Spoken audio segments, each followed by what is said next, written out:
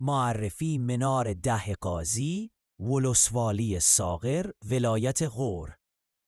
منار ده قاضی یکی از یادگارهای تاریخی و ارزشمند ولایت غور به شمار می رود که قدمت آن به دوره حکومت غوریان باز می گردد. این منار در میان مردم محل به عنوان نمادی از شکوه گذشته شناخته می شود و روایت‌های تاریخی و محلی آن را اثری کهن و پرمعنا می دانند. بر اساس باور عمومی، ساخت این منار به حدود 300 سال پیش از منار جام نسبت داده می شود. در روایت‌های محلی آمده است که بانویی به نام صدیقه در عهد غوریان با هزینه شخصی خویش اقدام به ساخت آن نموده است.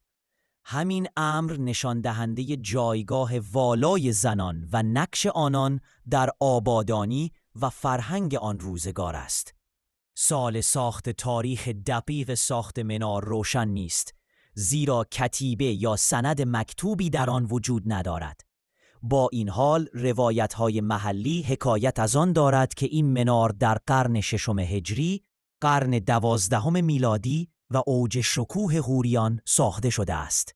ابعاد منار ارتفاع اصلی منار در گذشته بیش از 30 متر برآورد می شده است. اوتر پایه حدود 6 متر، محیط پایه نزدیک به 18 متر. امروزه از این بنای تاریخی تنها حدود 25 متر ارتفاع باقی مانده است. موقعیت جغرافی ارتفاع منار در قریه ده قاضی واقع شده است. این بنا در سایه سرزمینی قرار دارد که روزگاری بخشی از قلمروی باشکوه غوریان بوده است. وضعیت ثبت و نگهداری متاسفانه تاکنون این اثر ارزشمند در هیچ یک از فهرست‌های ملی یا بین المللی میراث فرهنگی به ثبت نرسیده است.